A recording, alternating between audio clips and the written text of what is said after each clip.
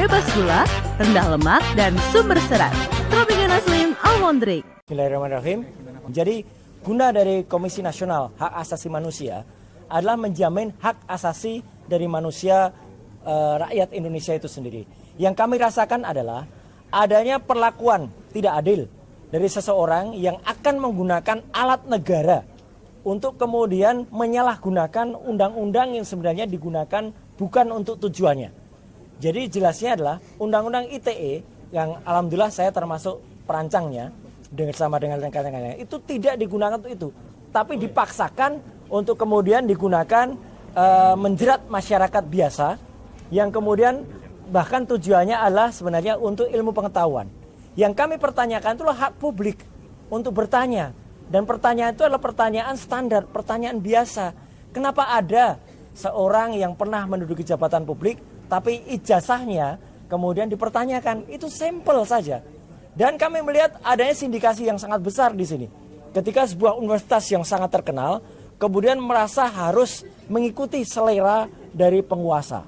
Jadi itu yang kami laporkan kepada Komnas HAM, dan insya Allah Komnas HAM bisa kemudian, tadi yang saya dengar Pak Lulu dan Mbak Grace juga berkomunikasi dengan salah satu komisionernya Pak Ulil, dan moga-moga kami nanti bisa melihat perkembangan dan guna dari Komnas HAM ini, dan bahkan kami tidak hanya berhenti di sini karena kami akan menyampaikan ini ke level yang lebih tinggi lagi, yaitu di level internasional.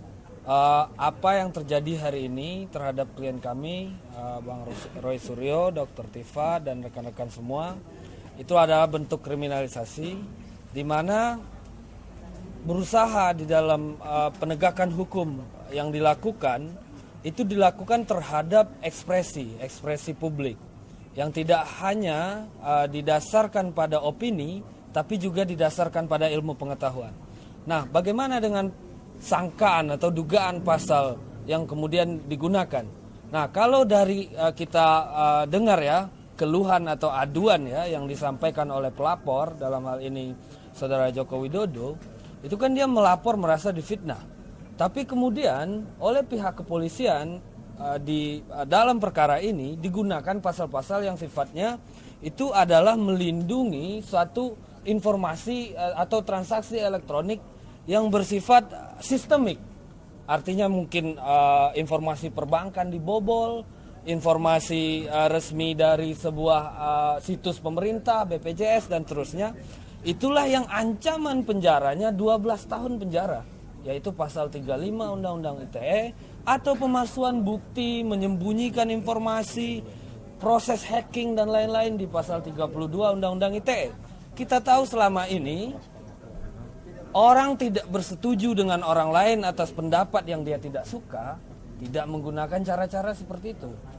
Dia menggugat di pengadilan atau dia mengadu menggunakan fitnah atau pencemaran nama baik. Tapi ini siapa ini yang pertama kali kemudian menginisiasi agar pasal-pasal yang setiap hari orang yang terlapor itu bisa diancam, ditahan begitu saja, dan lain-lain di pasal 32 Undang-Undang ITE. Kita tahu selama ini atas pendapat yang dia tidak suka, tidak menggunakan cara-cara seperti itu. Dia menggugat di fitnah atau pencemaran nama baik. Tapi ini